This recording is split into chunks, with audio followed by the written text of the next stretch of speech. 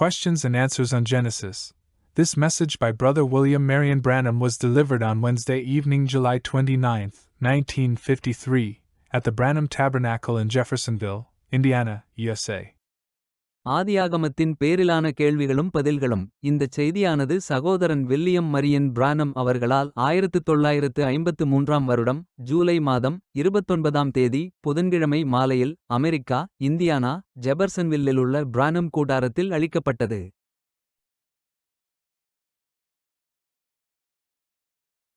Matthew 24:29 speaks of the sun being darkened, the moon shall not give her light, and the stars shall fall from heaven. மத்தேயு 24:29 சூரியன் அந்தகாரப்படும், சந்திரன் ஒளியை கொடாதிருக்கும், நட்சத்திரங்கள் வானத்திலிருந்து விடும் என்று கூறுகிறது. Will this happen before or after the rapture, or just before Jesus comes to reign on earth? இது எடுத்துக்கொள்ளப்படுதலுக்கு முன்பா அல்லது பின்பு நிகழுமா, அல்லது இயேசு பூமியின் மீது ஆளுகை செய்ய வரும் முன்னர் நிகழுமா? To my humble belief, now I don't know, I think it's Matthew 24 there. Now Jesus speaking of the stars and things falling, I believe that is just before the tribulation period sets on earth. என்னுடைய தாழ்மையான நம்பிக்கையில் இப்பொழுது நான் செய்ய மாட்டேன், எனக்கு தெரியாது. அவர் அங்கே மத்தேயு 24 குறித்து பேசுகிறார் என்று நான் நினைக்கிறேன். இப்பொழுது இயேசு நட்சத்திரங்களை குறித்தும் விழும் காரியங்களை குறித்தும் பேசுகின்றார். பூமியின் மீது உபத்திரவம் விழும் முன்னர் இருக்கும் என்று நான் நம்புகிறேன். Now I have a real funny thought here that many of you are going to disagree with me on this. Imagine some of the old timers here in teaching that we went through it. See, I don't believe the church will go through the tribulation period. இப்பொழுது இதை நீங்கள் யாரும் ஆமோதிக்காத ஏற்றுக்கொள்ளக்கூடாத ஒரு வினோதமான கருத்தை நான் கொண்டிருந்தேன். ஏன்? நாம் அதற்குள் கடந்து வந்தோம் என்னும் போதகத்தை பழைய காலத்தவரில் சிலர் கேட்டார்கள் என்று நான் கற்பனை செய்கிறேன். பாருங்கள், சபையானது உபத்திரவ காலத்துக்குள் செல்லும் என்று நான் விசுவாசிப்பதில்லை. I believe the church will look. Only way I teach the New Testament is by the Old Testament shadow. Just like the Holy Ghost here for the Sabbath day and so forth. Everything is a shadow back there. நான் விசுவாசிக்கிறேன். சபை, பாருங்கள், புதிய ஏற்பாட்டை நான் கற்பிக்கும் ஒரே வழி அதன் நிழலாகிய பழைய ஏற்பாட்டின் மூலமேயாகும். இங்கே பரிசுத்த ஆவி ஓய்வு நாளுக்காக உள்ளதை போன்றாகும். எல்லாவற்றுக்கும் அங்கே ஒரு நிழல் உண்டு. Now look back in the Old Testament when you see the plagues falling. They were in Egypt, wasn't it? And God was bringing His people out to the promised land. Is that right? And Israel never received one plague. Just as the plagues before it went, they went into Goshen. இப்பொழுது பழைய ஏற்பாட்டை திரும்பி பாருங்கள். அங்கு வாதைகள் விழுவதை நீங்கள் காணும்போது அவர்கள் அங்கு எகிப்தில் இருந்தனர். அவர்கள் இருந்தார்கள் அல்லவா? தேவன் தம்முடைய ஜனங்களை வாக்குத்தத்தம் பண்ணப்பட்ட தேசத்திற்கு கொண்டு செல்ல அவர்களை வெளியே அழைத்தார். அது சரிதானே? இஸ்ரவேலோ ஒரு வாதையை கூட பெற்றுக் கொள்ளவில்லை. வாதைகளைப் போலவே அது வரும் முன்னர் அவர்கள் கோசேனிற்குள் சென்று விட்டனர். And the sun never did dim out. No mosquitoes come. No frogs was there. No lice was there. No storms was there. No lightning was there. No killing of the cattle was there. அது சரியா? அங்கு சூரியன் ஒருபோதும் மங்கவில்லை. கொசுக்கள் வரவில்லை. தவளைகள் அங்கே இல்லை. பேன்கள் அங்கே இல்லை. புயல்கள் அங்கே இல்லை. மின்னல் அங்கே இல்லை. ஆடு மாடுகள் அங்கே கொல்லப்படவில்லை. And everything they had was preserved in Goshen. Is that right? It's a type of the church going just before the tribulation period. Jesus said, when these things begin to come to pass, lift up your head. Your redemption is now. See? கோசேனில் அவர்கள் வைத்திருந்த எல்லா காரியங்களும் பாதுகாக்கப்பட்டன. அது சரிதானே? உபத்திரவ காலத்திற்கு முன் சபை சென்று விடுவதற்கு இது நிழலாய் அமைந்துள்ளது. இயேசு இவைகள் சம்பவிக்க தொடங்கும் போது உங்கள் மீட்பு சமீபமாய் இருப்பதால் நீங்கள் நிமிர்ந்து பார்த்து உங்கள் தலைகளை உயர்த்துங்கள் என்று கூறினார். பார்த்தீர்களா? I believe that the moon and sun and stars, and they said, go ahead and read, said, and man run and hid themselves and fell upon their soul. நான் நினைக்கிறேன், அதாவது சந்திரன், சூரியன், நட்சத்திரங்கள், அவர்கள் கூறினர், அதாவது நான் மேற்சென்றதை படிக்கிறேன், மனிதர்கள் ஓடி தங்களை ஒளித்துக் கொண்டார்கள், அவர்கள் மேல் விழுந்து sought to kill themselves and couldn't do it and everything. I believe that takes place just before the tribulation. தங்களையே கொல்ல முயன்றும் அதையும் மற்றதையும் செய்து கொள்ள முடியவில்லை. இது உபத்திரவத்திற்கு முன்பாக நிகழும் என்று நான் விசுவாசிக்கிறேன். Now watch, the tribulation comes. When the tribulation strikes, the church goes up. Now remember, just an ordinary church without the Holy Ghost goes through the tribulation period. It's only the elect that goes through. இப்பொழுது கவனியுங்கள், உபத்திரவம் வருகின்றது. உபத்திரவம் தாக்கும் போது சபை மேலே செல்லுகிறது. இப்பொழுது நினைவில் கொள்ளுங்கள், பரிசுத்த ஆவி இல்லாத ஒரு சாதாரண சபை உபத்திரவத்திற்குள் செல்லுகிறது. அது தெரிந்து கொள்ளப்பட்டவர்கள் மாத்திரமே செல்வதாகும். Oh, I could rub something hard here just for a minute. Would you give me 3 more minutes? Amen. What is the raptured people called? The remnant. Is that right? All right. I mean, it's the bride. Now, the remnant was left. இன்னும் ஒரு நிமிடம். இதை குறித்து நான் இங்கே சற்று அழுத்தமாக கூற முடியும். இன்னும் 3 நிமிடங்கள் என கழிப்பீர்களா? எடுத்துக்கொள்ளப்பட்ட மக்கள் என்னவென்று அழைக்கப்படுவார்கள்? மீதமுள்ளவர். சரிதானே? சரி. நான் கூற விளைவது அது மணவாட்டி. இப்பொழுது மீதமுள்ளவர்கள் விடப்பட்டனர். Now when a woman goes to cut out a pattern for a skirt, you talk about it, she lays the goods out. Is that right? The piece of goods. And she lays her pattern down on this.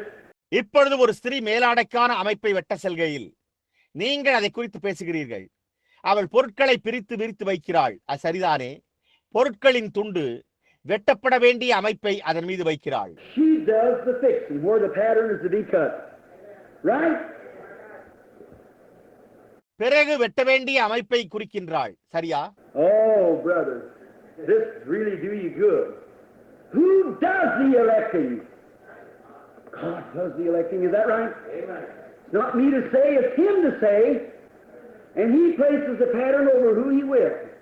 Is that right? சகோதரனே, இது உங்களுக்கு நலமானதை செய்கிறது அல்லவா? தெரிந்து கொள்ளுதலை செய்வது யார்? தேவனே தெரிந்து கொள்ளுதலை செய்கிறார். சரியா? இது நான் கூறுவதற்கு அல்ல, அவர்தான் அதை கூற வேண்டும். யார் மீது அமைப்பு வைக்கப்பட வேண்டும் என்று நிர்ணயிக்கின்றாரோ அவன் மீது அதை வைக்கிறார். சரிதானே? Now there was 10 virgins went out to meet the bridegroom. Is that right? இப்பொழுது மணவாளனை சந்திக்க 10 கன்னிகைகள் புறப்பட்டு சென்றார்கள். சரிதானே? What is virgin? Virgin means pure, holy. Is that right?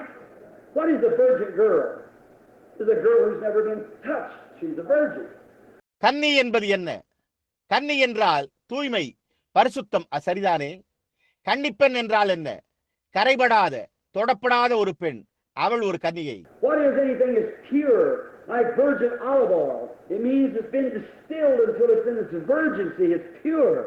What is virgin gold? Is when all the dross went through the heat, everything and boiled out all the dross. தூய்மையான ஒலிவ எண்ணெயை போன்று வேறு தூய்மையானது உண்டா? அப்படி என்றால் அது முழுவதுமாக சுத்தமாகும் வரை கடைந்தெடுக்கப்பட்ட ஒன்று என்று பொருள்படுகிறது. அது தூய்மையானது. தூய்மையான பொன் என்றால் என்ன? உலோக கழிவு முழுவதும் அது நெருப்பிலும் அனலிலும் மற்றெல்லாவற்றிலும் புடமிடப்பட்டு உலோக கழிவு முழுவதும் உருக்கி எடுக்கப்பட்டது. Is that right? All the iron, the pyrite and everything else has been boiled out. It's just in its virginity. அது சரியா?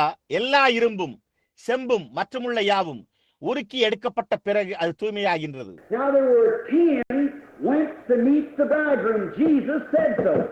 Is that right? How many agree with that? Say amen. 10 went to meet him. Now what? All of them were holy. இப்பொழுது அங்கே 10 பேர் மணவாளனை சந்திக்க செல்கின்றனர். இயேசு அவ்வாறு கூறினார். அது சரியா? எத்தனை பேர் அதை ஆமோதிக்கிறீர்கள்? அப்படியானால் ஆமென் என்று கூறுங்கள். 10 பேர் அவரை சந்திக்க சென்றார்கள். இப்பொழுது கவனியுங்கள், எல்லோரும் பரிசுத்தமாய் இருந்தார்கள். Well, in order to be holy, they had to be sanctified, because that's the only cleansing holy stream that God has is sanctification. Is that right? பாருங்கள், பரிசுத்தமாக இருக்க வேண்டும் என்றால் அவர்கள் பரிசுத்தமாக்கப்பட்டிருக்க வேண்டும். ஏனென்றால் அது மாத்திரமே சுத்திகரிப்பு. தேவன் வைத்திருக்கும் பரிசுத்தமான நீரோடை பரிசுத்தமாக்கப்படுதலாய் உள்ளது. அது சரிதானே? Now watch. All 10 of them were sanctified, but 5 didn't have any oil in their lamps. And 5 had oil in their lamps. Is that right? இப்பொழுது கவனியுங்கள், 10 பேர்களும் பரிசுத்தமாக்கப்பட்டிருந்தனர். ஆனால் 5 பேர் தங்கள் விளக்குகளில் எண்ணெயை வைத்திருக்கவில்லை. 5 பேர் தங்கள் விளக்குகளில் எண்ணெயை வைத்திருந்தனர். அது சரிதானே? What does the oil represent? Now, not the purity, the virginity. Oil represents the Holy Spirit. எண்ணெய் எதை குறிக்கின்றது? இப்பொழுது தூய்மையே அல்ல, கன்னித்தன்மையே. எண்ணெய் பரிசுத்தாவியை குறிக்கின்றது. Now, if I say this and hurt a little bit, I don't mean it in the way I do now. You excuse me. And don't stay away from church. I'm only in the pulpit here to try to help you, see. Now look, let me show you. இப்பொழுது இதை நான் கூறுவது உங்களை சிறிது புண்படுத்தக்கூடும். நான் இதை அந்த விதமான வழியில் பொருட்படுத்தி கூறவில்லை. இப்பொழுது என்னை சற்று பொறுத்துக் கொள்ளுங்கள். நீங்கள் சபைக்கு வருவதை விட்டு நின்று விடாதீர்கள். உங்களுக்கு உதவத்தான் நான் இந்த பிரசங்க பீடத்தில் இருக்கின்றேன். புரிகிறதா? இப்பொழுது கவனியுங்கள். இதை நான் உங்களுக்கு காண்பிக்கட்டும். There's not a church on earth could live any more pure than the Nazarenes in their teaching. Pilgrim holiness and that. Is that right? They absolutely believe in the purity of sanctification. நசரீன்கள், பரிசுத்த யாத்திரிகர்கள் போன்றவர்களை விட பரிசுத்தமாக ஜீவிக்கின்ற சபை உலகத்தில் கிடையாது. அது சரிதானே? அவர்கள் பரிசுத்தமாக்கப்படுதலில் முழுவதுமாக விசுவாசிக்கின்றார்கள். Not even to their women wear rings and anything. Purity and sanctification every way. They believe it. The holiness organizations, all the legalists. That's their teaching. They believe it. அவர்களுடைய ஸ்திரீகள் மோதிரங்கள் மற்ற எதையுமே கூட அறிவதில்லை. தூய்மை மற்றும் பரிசுத்தமாக்கப்படுதல் எல்லா வழிகளிலும் அவர்கள் அதை விசுவாசிக்கின்றார்கள். புனிதமான ஸ்தாபனங்கள், எல்லா சட்டப்பூர்வக்காரர்கள், அதுதான் அவர்களுடைய போதனை. அவர்கள் அதை விசுவாசிக்கின்றனர். Holy. Women with long hair, long skirts. Man ain't even supposed to roll his sleeves up, many of them. Everything, not even touch, smoke, drink, anything, nothing up, see? Holy, you couldn't live any cleaner. பரிசுத்தம். ஸ்திரீகள் நீண்ட முடியையும் நீண்ட ஆடைகளையும் அணிகின்றனர். புருஷனானவன் தன்னுடைய சட்டை கைகளை கூட மடிக்க கூடாது. அவைகளைப் போல அநேகம். அவர்கள் குடிக்கவோ புகைப்பிடிக்கவோ மற்ற எதையும் கூட செய்யக்கூடாது. பாருங்கள், பரிசுத்தம். இதைவிட பரிசுத்தமாய் உங்களால் ஜீவிக்க முடியாது. But that same Nazarene church, if a man would speak in tongues in the church, would be shot out the door. They said they wouldn't even sit with one. ஆனால் அதே நசரே சபையில் ஒரு மனிதன் அந்நிய பாஷையில் பேசுவானானால் அவன் வெளியே தள்ளப்படுவான். ஒருவன் பக்கத்திலும் கூட உட்கார மாட்டோம் என்று அவர்கள் கூறினர். Now that's true. You don't believe it, try it once. Find out. Find out once. They hate the very thoughts of it. They said it's the devil. இப்பொழுது அது உண்மை. நீங்கள் அதை நம்பவில்லை என்றால் அதை பரீட்சித்து பார்த்து கண்டுகொள்ளுங்கள். ஒருமுறை கண்டுகொள்ளுங்கள். அதை குறித்த சிந்தனைகளையே அவர்கள் வெறுக்கின்றனர். அது பிசாசு என்று அவர்கள் கூறினர். 10 of them were virgins. 5 was wives that had oil in their lamps. And the other 5 was just as pure and holy. அவர்களில் 5 பேர், அவர்களில் 10 பேர்களும் கன்னிகைகள். 5 பேர் புத்தியுள்ளவர்களாய் தங்கள் விளக்குகளில் எண்ணெயை வைத்திருந்தனர். மற்ற 5 பேரும் தூய்மையாயும் பரிசுத்தமாயும் இருந்தனர். But they had no oil. They were sanctified without the Holy Ghost. ஆனால் அவர்களிடத்தில் எண்ணெய் இல்லாதிருந்தது. அவர்கள் பரிசுத்தமாக்கப்பட்டு பரிசுத்தாவி இல்லாமல் இருந்தனர். There's 3 that bear record in earth: the water, the blood, the spirit. St. John 5:7. 1 John 5:7 rather. Said there are 3 that bear record in heaven: Father, Son, and Holy Ghost. These 3 are one. பூலோகத்திலே சாட்சியிடுகிறவைகள் 3, ஆவி, ஜலம், ரத்தம் என்பவைகளே. பரிசுத்த யோவான் 5:7, 1 யோவான் 5:7 சரியா கூறினால் பரலோகத்திலே சாட்சியிடுகிறவர்கள் 3, பிதா, குமாரன், பரிசுத்தாவி, இம்மூன்றும் ஒன்றே. But there's 3 that bear record in earth: water, blood, and spirit. They're not one, but they agree as one. ஆனால் அங்கே பூலோகத்திலே சாட்சியிடுகிறவைகள் 3, ஆவி, ரத்தம், ஜலம் என்பவைகளே. அவைகள் ஒன்றல்ல, ஆனால் இவை 3ம் ஒருமைப்பட்டிருக்கிறது என்று கூறப்பட்டுள்ளது. Now you can't have the Father without having the Son. You can't have the Holy Ghost without having Father, Son, and Holy Ghost. They are one. They're inseparable. இப்பொழுது குமாரன் இல்லாமல் பிதாவை நீங்கள் உடையவர்களாக இருக்க முடியாது. பிதா, குமாரன், பரிசுத்தாவி இல்லாமல் நீங்கள் பரிசுத்த ஆவியை கொண்டிருக்க முடியாது. அவர்கள் எல்லோரும் ஒருவரே. நீங்கள் அவர்களை பிரிக்க முடியாது. But you can be justified without being sanctified. And you can be sanctified without having the Holy Ghost. Be clean, live a pure life, and have a form of godliness. ஆனால் நீங்கள் பரிசுத்தமாக்கப்படாமல் நீதிமான்களாக்கப்பட முடியும். நீங்கள் பரிசுத்தாவி இல்லாமல் பரிசுத்தமாக்கப்பட முடியும். சுத்தமானவர்களாயும் தூய்மையான வாழ்க்கை வாழ்ந்து தேவ பக்தியின் வேஷத்தை தரித்து And deny the power of healing and speaking in tongues and the great gifts of God in every one of them in there. சுகமாக்கும் வல்லமையையும் பாஷைகளில் பேசுதலையும் தேவனுடைய மகத்தான வரங்களையும் ஒவ்வொன்றும் அதில் உள்ளது. நிராகரிக்கின்றீர்கள். There's your 5 wise virgins who had oil in their lamps. rapture and faith, believing in all the signs, wonders, prophecies, and everything. And these five, cut out of the remnant, was taken away. உங்களுடைய 5 புத்தியுள்ள கன்னிகைகள் அங்கே தங்கள் விளக்குகளில் எண்ணெயை உடையவர்களாய் எடுத்துக்கொள்ளப்படுதலுக்கேற்ற விசுவாசம், அற்புதங்கள், அடையாளங்கள், தீர்க்க தரிசனங்கள், மற்ற எல்லாவற்றையும் விசுவாசிப்பார்கள். மீதமுள்ளவர்களில் இருந்து இந்த 5 பேர்கள் வெட்டி எடுத்துக் கொள்ளப்பட்டனர்.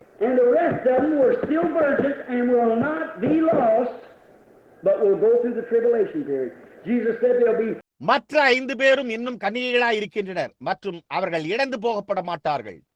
ஆனால் உபத்திரவ காலத்திற்குள் செல்வர். இயேசு கூறினார் அங்கே,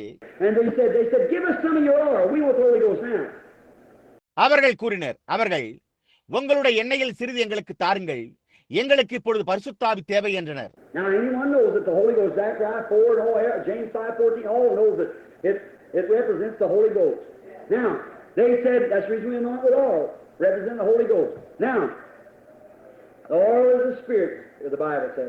இப்பொழுது அது பரிசுத்த ஆவி என்பதை ஒவ்வொருவரும் அறிந்திருக்கிறீர்கள். சகரியா 4 மற்றும் யாக்கோபு 5:14 அது பரிசுத்த ஆவியை குறிக்கிறது என்று எல்லோருக்கும் தெரியும். இப்பொழுது அவர்கள் கூறினர், அதன் காரணத்தால் தான் நாம் எண்ணெயால் அபிஷேகம் செய்கிறோம், அது பரிசுத்த ஆவியை குறிக்கிறது. இப்பொழுது ஆவியாகி எண்ணெய் என்று வேதம் கூறியுள்ளது.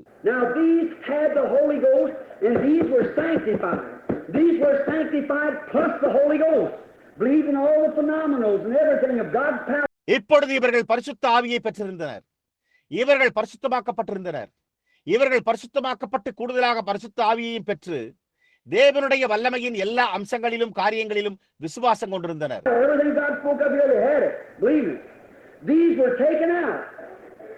இங்கே இதை குறித்து தேவன் உரைத்த எல்லாவற்றையும் அவர்கள் அதை பெற்று அதை விசுவாசித்தனர். அவர்கள் எடுக்கப்பட்டனர். இவர்கள் எங்களுக்கு இப்பொழுது கொடுங்கள் என்று கூறினர். மேலும் உள்ளே செல்வதற்கு போதுமான அளவுதான் எங்களிடம் உள்ளது என்று கூறி அவர்கள் எடுத்துக் கொள்ளப்படுதலில் சென்று விட்டனர்.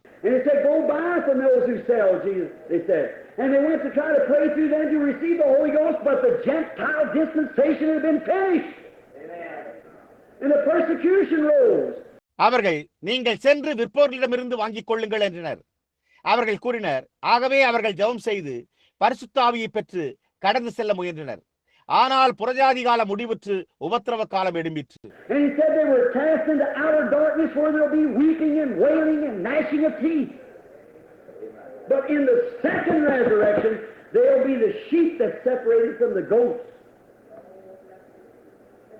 ஆகவே அவர் அங்கே அழுகையும் புலம்பலும் பற்கடிப்பும் உண்டாயிருக்கும் இடத்தில் அவர்கள் இருளில் தள்ளப்பட்டார்கள் என்று கூறினார்.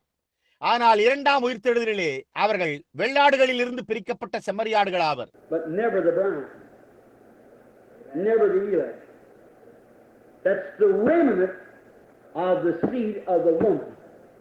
ஆனால் அவர்கள் ஒருபோதும் மணவாட்டி அல்ல, ஒருபோதும் தெரிந்து கொள்ளப்பட்டவர்களும் அல்ல. அவர்கள் மீதியாயிருந்த ஸ்திரீயுடைய வித்தாவர்.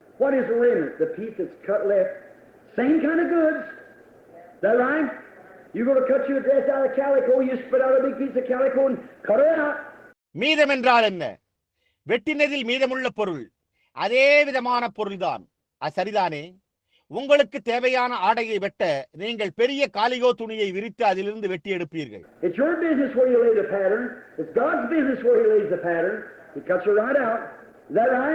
And now this rest of this calico left here is just as good a calico as in the dress. Is that right?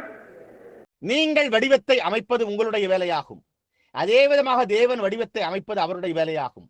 அவர் அவளை சரியாக வெட்டி வெளியே எடுக்கின்றார். சரிதானே? ஆகையால் இப்பொழுது இது இங்கே மீதமாக விடப்பட்டுள்ள காலிகோ துணியானது ஆடையில் உள்ள துணியை போன்றே ஒரு சிறந்த காலிகோ துணியாக இருக்கிறது. சரிதானே? But it's God's election.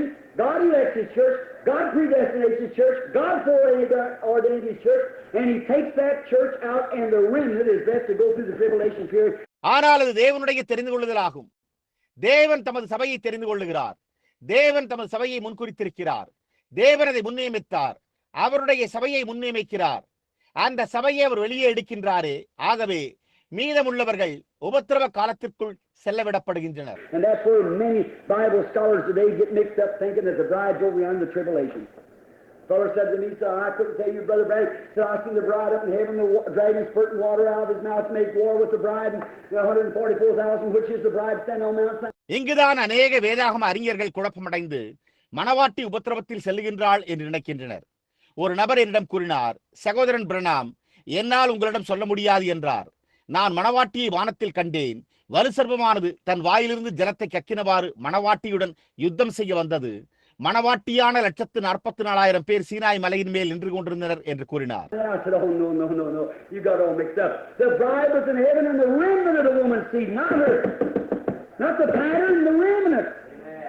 Was there, and the persecution, the Roman Empire, when Catholicism will consolidate and they'll unite their powers together with the great church. நான் இல்லை இல்லை இல்லை இல்லை, நீர் குழப்பமடைந்திருக்கிறீர். மணவாட்டி பரலோகத்தில் இருந்தாள் என்றேன். மீதமுள்ள ஸ்திரீயின் வித்துக்கள் அவள் அல்ல, அமைப்பானது அல்ல. மீதமுள்ளவர்கள் அங்கே இருந்தனர். உபத்திரவம், ரோம சாம்ராஜ்யம், கத்தோலிக்க சபை வலுவடைந்து நிலை கொள்ளும் போது அவர்கள் பெரிய தங்கள் எல்லா அதிகாரத்தையும் அந்த சபையுடன் சேர்த்து விடுவார்கள். The Methodist Church is trying to unite, Methodists and Baptists and all the full churches of Christ are trying to unite with Catholicism and stand before one plain altar. ஏன் அவர்கள் அதை சரியாக புரிந்து கொண்டார்கள்? அன்றிரவு தொலைக்காட்சியில் அது வந்தது. மெத்தோடிஸ்ட் சபையானது மெத்தோடிஸ்ட், பாப்டிஸ்ட் மற்றும் முழு கிறிஸ்தவ சபைகள் என்ற அமைப்பையும் இணைக்க முயற்சித்துக் கொண்டிருக்கிறது. இன்னும் மற்ற எல்லாமும் கத்தோலிக்க சபையுடன் இணைந்து ஒரே பீடத்தின் முன்பு நிற்க முயற்சிக்கின்றன. What did the bishop say when he put on trial the other night over there to be a communist? I stand looking at it on television myself. All the bunches of them. And when that time comes, there'll be a persecution rise. Communist என்று குற்றம் சாட்டப்பட்டு விசாரணைக்கு உட்படுத்தப்பட்ட ஒரு பேராயர் அன்றிரவு என்ன கூறினார்? நான் தானே தொலைக்காட்சியில் அதை கண்டேன். அவர்களின் எல்லா கூட்டத்தாரும் நேரம் வரும்போது ஒரு உபத்திரவம் எழும்பும். Praise God and heal the sick and prophesy and all the signs and wonders to be coming to elect the book and the remnant will be left here to go through the tribulation period. And at the end of the time when they see what has happened, they'll have to go down and mourn them. பரிசுத்தாவி Methodist, Baptist மீது விடும். அவர்கள் எல்லோரும் பாஷைகள் பேசி தேவனை துதித்து வியாதியஸ்தரை சுகமாக்கி தீர்க்க தரிசனம் உரைப்பார்கள். எல்லா அற்புதங்களும் அடையாளங்களும் சம்பவிக்கும். தெரிந்து கொள்ளப்பட்டவர்கள் மேலே செல்வர். மீதமுள்ளவர்கள் உபத்திரவ காலத்திற்குள் செல்லத்தக்கதாக இங்கேயே விடப்படுவார்கள். காலத்தின் முடிவிலே என்ன சம்பவித்துள்ளது என்பதை அவர்கள் கண்டு அவர்கள் இரத்த சாட்சிகளாய் மரிக்க வேண்டும். You say, well, now, Brother Brandon, do you mean to tell me there's going to be that people is going to be there to white throne judgment? The bride will never be judged. Amen. No, sir. She's in Christ. பிறகு கவனியுங்கள், நீங்கள் பாருங்கள். இப்பொழுது சகோதரன் பிரணாமே, இம்மக்கள் அங்கே இருக்க போகிறார்கள். வெள்ளை சிங்காசன நியாயத்தீர்ப்பில் இருப்பார்கள் என்று எங்களுக்கு கூற முற்படுகிறீரா என்று கூறலாம். அவர்கள் இருப்பார்கள். மணவாட்டி ஒருபோதும் நியாயந்தீர்க்கப்பட மாட்டாள். இல்லை ஐயா, அவள் கிறிஸ்துவுக்குள் இருக்கின்றாள். How do you get in Christ? By one spirit we're all baptized into one body. Is that right? அவர்கள் எப்படி கிறிஸ்துவுக்குள் செல்லுகின்றனர்? நாம் எல்லோரும் ஒரே ஆவியினால் ஒரே சரீரத்துக்குள்ளாக ஞானஸ்தானம் பண்ணப்பட்டுள்ளோம். அது சரிதானே? Now look here. The Bible said judgment was set and the books were open. Is that right? Books to sinners. இப்பொழுது கவனியுங்கள், இங்கே கவனியுங்கள். வேதாகமம் நியாயத்தீர்ப்பு அமைக்கப்பட்டது. அப்பொழுது புத்தகங்கள் திறக்கப்பட்டன என்று கூறியுள்ளது. அது சரியா? பாவிகளுடைய புத்தகங்கள். And another book was open, which is the book of life. And every man was judged thus. Is that right? And who was doing the judging? Jesus and the saints. வேறொரு புத்தகமும் திறக்கப்பட்டது. அது ஜீவ புஸ்தகமாய் இருந்தது. ஒவ்வொரு மனிதனும் இவ்வாறு நியாயந்தீர்க்கப்படுவான். அது சரிதானே? நியாயம் தீர்த்துக் கொண்டிருந்தது யார்? இயேசுவும் பரிசுத்தவான்களும். He said he came to minister who is the ancient of days, whose hair is like wool, and said 10,000 times 10,000s come with him and minister to with him in the judgment. அவர் நம்முடைய நீண்ட ஆயுசுள்ளவருக்கு, சிரசின் மயிர் பஞ்சை போல இருந்தவருக்கு சேவை செய்ய வந்தார் என்றார். மேலும் அவருடன் கோடான கோடி பேர் வந்து நியாய தீர்ப்பில் அவருக்கு ஊழியம் செய்தனர் என்றார். Here Jesus returns as king and queen. The wedding is over and he's married. Here's king and queen sitting here, and there stands that sanctified bunch. God says, stand to my right side. இங்கே இயேசு ராஜாவும் ராணியுமாக திரும்ப வருகிறார். கல்யாணம் முடிந்தது. அவர் கல்யாணமானவர். இங்கே ராஜாவும் ராணியும் நிற்கின்றனர். பரிசுத்தமாக்கப்பட்ட கூட்டம் அங்கே நிற்கிறது. தேவன் இங்கே என்னுடைய வலது பக்கத்தில் நில்லுங்கள் என்றார். That's the book was open with sinners. Get over on my left. Here's the ones that had their names written in the Lamb's book of life. அந்த புஸ்தகம் திறக்கப்பட்டது. அவர் பாவிகளை பார்த்து என்னுடைய இடது பக்கத்துக்கு வாருங்கள் என்றார். ஆட்டுக்குட்டியானவருடைய ஜீவ புஸ்தகத்தில் பெயர் எழுதப்பட்ட நபர்கள் இங்கே இருக்கின்றனர். You say, Brother Branham, my name's written there. I'll go. Wait a minute. Judas Iscariot was sanctified. Brother, wake up now. Pinch so you get this, you see. நீங்கள் சகோதரன் பிரணாம், என்னுடைய பெயர் அங்கே எழுதப்பட்டுள்ளது, நான் செல்வேன் என்று கூறலாம். ஒரு நிமிடம் பொறுங்கள். யூதாஸ் காரியத்தும் பரிசுத்தமாக்கப்பட்டான். சகோதரனே, நீங்கள் அதை புரிந்து கொள்ளும்படியாய் தயவு செய்து இப்பொழுது விழித்தெழுங்கள், உணர்வோடு இருங்கள். நீங்கள் பாருங்கள், Judas Iscariot, his spirit is the Antichrist today. You know that. Jesus was the Son of God, came from God, returned to God. Judas was the son of perdition, came from hell and returned to hell. யூதாஸ் காரியோத் அவனுடைய ஆவிதான் இன்றைக்கு அந்தி கிறிஸ்துவாக இருக்கிறது. நீங்கள் அதை அறிவீர்கள். இயேசு தேவனுடைய குமாரன், தேவனிடத்திலிருந்து வந்து தேவனிடத்திற்கு சென்றார். யூதாஸ் கேட்டின் குமாரனாவான், பாதாளத்தில் இருந்து வந்து பாதாளத்திற்கே திரும்பி சென்றான். Jesus taken the repentant sinner with him, Judas taken the unrepentant with him. If thou be, if you be divine healer, do this. If thou be this, do this. See that question mark across God's word. The days of miracles is past. If it is, show me this. If. See. இயேசு மனந்திரும்பின பாவியை தம்முடன் கூட்டி சென்றார். யூதாஸ் மனந்திரும்பாத பாவியை தன்னுடன் கூட்டி சென்றான். நீ இப்படிப்பட்டவன் தான் என்றால் நீ ஒரு தெய்வீக சுகவளிப்பவனானால் இதை செய். நீ இப்படிப்பட்டவன் என்றால் இதை செய். பாருங்கள், தேவனுடைய வார்த்தைக்கு குறுக்கே உள்ள அந்த கேள்விக்குறியை கவனியுங்கள். அற்புதங்களின் நாட்கள் கடந்து விட்டன. அப்படி என்றால் இதை எனக்கு காண்பியுங்கள். அப்படி என்றால் புரிகிறதா? It's all true. God said. அதெல்லாம் உண்மை என்று தேவன் கூறினார். Now what? Judas Iscariot was justified by faith and believed on the Lord Jesus Christ and was baptized. The Bible said Jesus baptized his disciples. All right. இப்பொழுது கவனியுங்கள். யூதாஸ் காரியோத்து விசுவாசத்தினாலே நீதிமானாக்கப்பட்டான். கர்த்தராகிய இயேசு கிறிஸ்துவின் மேல் விசுவாசம் வைத்து ஞானஸ்தானம் பண்ணப்பட்டான். வேதம் இயேசு சீஷர்களுக்கு, தம்முடைய சீஷர்களுக்கு ஞானஸ்தானம் கொடுத்தார் என்று கூறியுள்ளது. சரி. St. John 17:17, before he could send them out, he said, sanctify them, Father, through the truth. Thy word is the truth. பரிசுத்த யோவான் 17:17, அவர்களை அவர் அனுப்புவதற்கு முன் அவர், உம்முடைய சத்தியத்தினாலே பிதாவே அவர்களை பரிசுத்தமாக்கும், உம்முடைய வசனமே சத்தியம் என்றார். And he was the word. Even before the atonement was made, in other words, as a preview, Father, of my shed blood, I sanctify these. பரிகாரமானது செய்யப்படுவதற்கு முன்பேயும் கூட அவர் வார்த்தையாயிருந்தார். வேறு விதமாக கூறினால் அதற்கு முன் காட்சியாக, பிதாவே என் சிந்தப்பட்ட ரத்தத்தினாலே நான் இவர்களை பரிசுத்தமாக்குகிறேன் என்றார். He gave them power against unclean spirits, and they went out and they cast out devils. Is that right? And they healed the sick. Is that right? And they come back sanctified, rejoicing, jumping, shouting, and praising God. Is that right? And said even the devils is subject to us. அசுத்த ஆவிகளுக்கு எதிராக அவர் அவர்களுக்கு அதிகாரம் கொடுத்தார். ஆகவே அவர்கள் சென்று பிசாசுகளை துரத்தினார்கள். அசரிதானே. அவர்கள் வியாதியஸ்தரை சொஸ்தப்படுத்தினார்கள். அசரிதானே.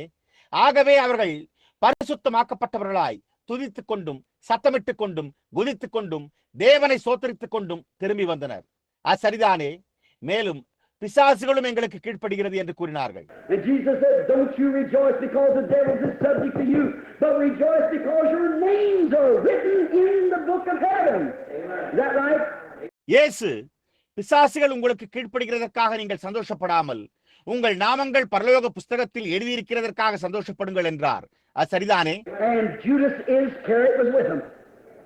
One of them called out, sanctified, and his name written in the Lamb's book of life. Read Matthew 10 and see if that's not right. யூதாஸ் காரியோத்தும் அவர்களோடு இருந்தான். அவர்களில் ஒருவனாய் இருந்தான்.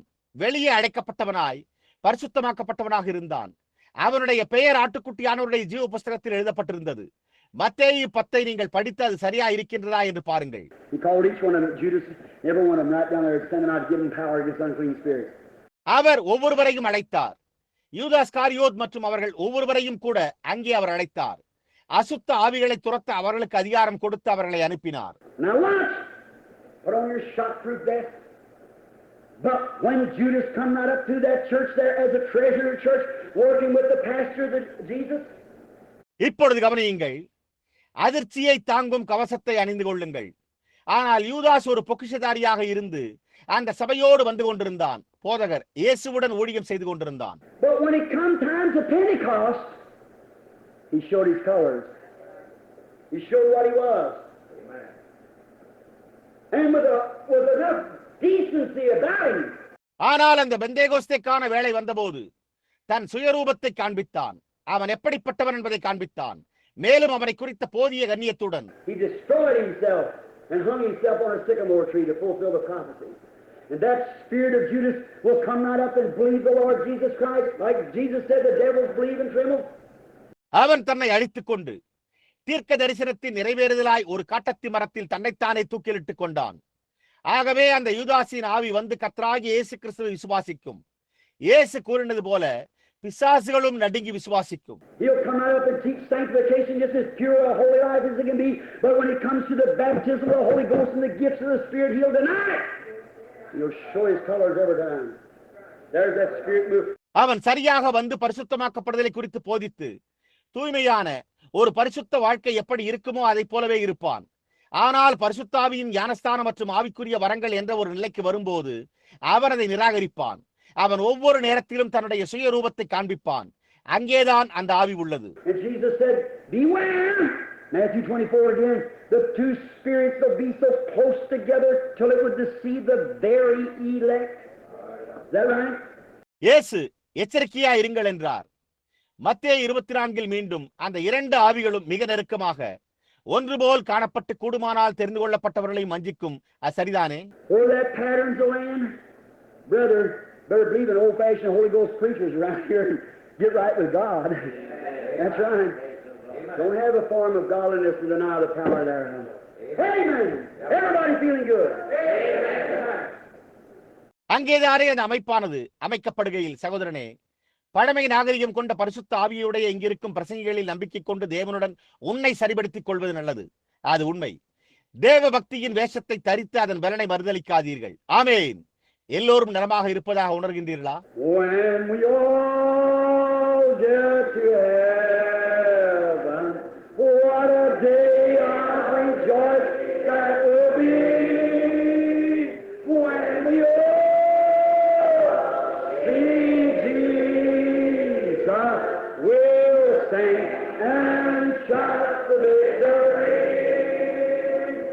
When we all get to heaven, what a day of rejoicing that will be. When we all see Jesus, we'll sing and shout the victory. Hallelujah. Let's stand just a moment. How many loves Him with all your heart? Raise up your hand and say, praise the Lord. Lord, I read the full gospel. Help me to be your servant. Hallelujah, hallelujah. Do you love Him? And the Bible is... அல்லேலூயா. சிறிது நேரம் நாம் எழுந்து நிற்போமாக. உங்களில் எத்தனை பேர் உங்கள் முழு இதயத்துடன் அவரை நேசிக்கிறீர்கள்? உங்கள் கரங்களை உயர்த்தி கர்த்தருக்கு ஸ்தோத்திரம் என்று கூறுங்கள். கர்த்தாவே, நான் முழு சுவிசேஷத்தையும் விசுவாசிக்கிறேன். உமது ஊழியக்காரனாய் இருக்கும்படி எனக்கு உதவி செய்யும். அல்லேலூயா, அல்லேலூயா. நீங்கள் அவரை நேசிக்கிறீர்களா? வேதத்திலே அவர்கள் A woman said to me once, our boy, he may be listening tonight, just lives across the street. He come up there and Sister Lula used to come here to church. She was shouting back there, I was preaching, Brother Neville. And that boy said to me, now he was a Sunday school teacher down here at First Baptist Church. ஒரு ஸ்திரீ என்னிடம் கூறினாள், ஒரு வாலிபன் இன்றிரவு ஒருவேளை அவன் கேட்டுக்கொண்டிருக்கலாம். அவன் தெருவிற்கு அப்பால் வசிக்கிறான். அவன் அங்கே வந்தான். சகோதரி லூலா இங்கே சபைக்கு வருகிற ஒரு சகோதரி. அவள் அங்கே பின்னால் சத்தமிட்டுக் கொண்டிருந்தாள். சகோதரன் நெவில் நான் பிரசங்கித்துக் கொண்டிருந்தேன். அந்த வாலிபன் என்னிடம் கூறினான், இப்பொழுது அங்கே முதல் பாப்டிஸ்ட் சபையில் அவன் ஒரு ஞாயிறு பள்ளி ஆசிரியராக இருந்தான். He said, Billy, I was enjoying your sermon. So that woman began to cry in her heart, thank you, Jesus. Praise the Lord. There once in a while said some man said, Brother Stewart, hard, praise the Lord, amen. அவன் பில்லி, அந்த ஸ்திரீ உமக்கு நன்றி இயேசுவே, கர்த்தருக்கு ஸ்தோத்திரம் என்று அவள் சத்தம் போட ஆரம்பிக்க தொடங்கும் வரை உமது பிரசங்கத்தை ரசித்து கேட்டுக் கொண்டிருந்தேன். மேலும் எப்போதாவது ஒருமுறை என்று கூறி யாரோ ஒரு மனிதன், சகோதரன் சீவர்ட், கர்த்தருக்கு ஸ்தோத்திரம் ஆமேன் என்று சத்தம் போட்டுக் கொண்டிருந்தார் என்றான். Esau sold his birthright, and they was going on, there's just a shouting going on. He said, "Ooh, sir, that just made chills go over my back." So I couldn't stand that. நான் உன்னுடைய பிறப்புரிமையை இழத்தல் என்பதை பற்றி பிரசங்கித்துக் கொண்டிருந்தேன். ஏசா தன்னுடைய பிறப்புரிமையை விற்று போட்டான். நான் பிரசங்கித்துக் கொண்டிருந்தேன். அவர்கள் தொடர்ந்து சத்தமிட்டுக் கொண்டிருந்தனர். மேலும் ஓ ஓ ஓ ஓ ஹோ என்று கூறி அது என்னை நடுக்குமுற செய்கிறது என்றான். மேலும் என்னால் அதை சகிக்க முடியவில்லை என்றான்.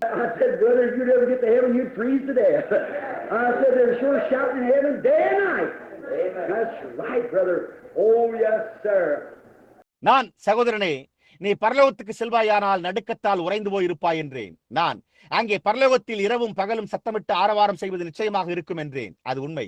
சகோதரனே, ஓ ஆமையா, look upon his face, there to sing forever of his saving grace. On the streets of glory, let me lift my voice, cares all past, home at last, ever to rejoice. Oh, I want to see him, look upon his face, there to sing forever of his saving grace. On the streets of glory, let me lift my voice, cares all past, home at last, ever to rejoice. Amen. All right, Brother Neville. God bless you. Get that up there. Yours.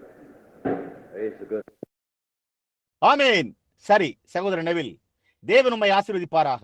அங்கே செல்லுங்கள் மற்றும் அது உங்களுடையது. பாருங்கள்.